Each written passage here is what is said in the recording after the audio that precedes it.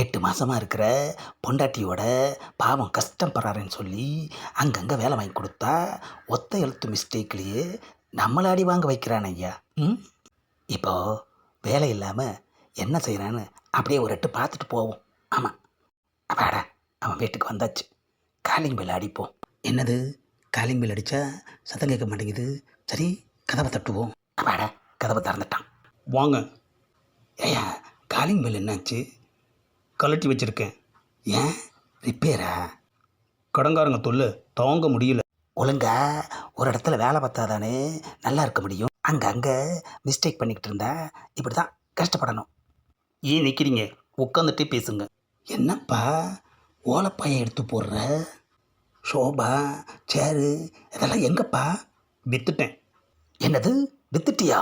உன்னோடத விற்கல, என்னோடத விற்றேன். குண்டக்க மண்டக்க பேசுகிறதே உனக்கு பொழப்பா போச்சியா? உன் சம்சாரத்துக்கிட்ட நல்ல காஃபியை போட்டு எடுத்துகிட்டு வர சொல்லு. சம்சாரமும் இல்லை. ஓ வளகாப்புக்கு போயிட்டாங்களா? நான் ஒருத்தன் அதை மறந்துட்டேன். வளகாப்புக்காக போகலை, அதுக்கு முன்னாடியே கோவிச்சுக்கிட்டு என் மாமியார் வீட்டுக்கு போயிட்டான். குழந்தை பெற்றுக்கிற நேரத்தில் என்னையா கோபம்? அப்படி என்ன பண்ண? கல்யாணத்தப்பவே என் மாமியார் கூட நான் சண்டை.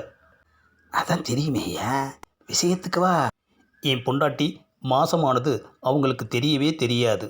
ஏயா 8 மாதம் வரைக்கும் ஒரு அம்மாவுக்கு சொல்லாமையே இருந்திருக்கிறியா? சரி அப்புறம் என்னாச்சு? கடைசியாக மனசு மாறி என் மாமியா எனக்கு ஃபோன் பண்ணி அவங்க பொண்ணை பற்றி விசாரித்தாங்க. எவ்வளோ நல்ல மனசு. ஆமாம் நீ என்ன சொன்ன? என் மனைவி 8 மாதம் முழுகாமல் இருந்தா. ஏயா பெத்த தாய்கிட்ட அந்த சந்தோஷமான விஷயத்த சொல்ல வேண்டியதுதானையா? சொன்னனே. அப்புறம் என்னையா? அங்கேயும் ஒத்த எழுத்து மிஸ்டேக் நடந்துருச்சு.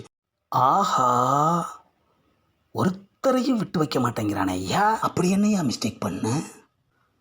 என் மாமியா கிட்ட அவள் 8 மாதமாக இருக்கான்னு சொல்கிறதுக்கு பதிலாக அவள் கெட்டு மாசமாக இருக்கான்னு சொல்லிட்டேன். ஆஹா, நெஞ்ச வலிக்குதேயா, நெஞ்சு வலிக்குதேயா.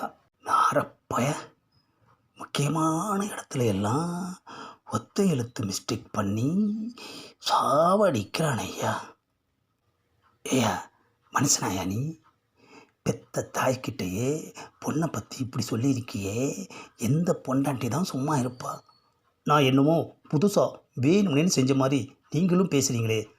என் பொண்டாட்டி என்னை பிரிஞ்சு அவங்க அம்மா வீட்டுக்கு போனதுலேருந்து எவ்வளோ கஷ்டப்பட்டுக்கிட்டு இருக்கேன் தெரியுமா? இப்போ வருத்தப்பட்டு என்ன பிரயோஜனம்?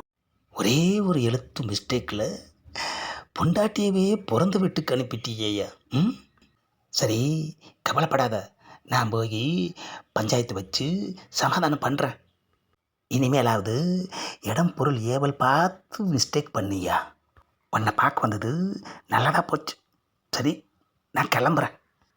வீட்டுக்கு வந்தவங்கள சும்மா அனுப்பக்கூடாது. ஆஹா, என்னப்பா பண்ண போகிறேன்?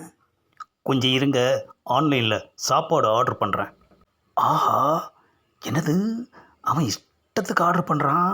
அப்பாடா வந்தது நல்லதாக போச்சு. நல்லா மூக்க பிடிக்க சாப்பிட்டுட்டு போகலாம்.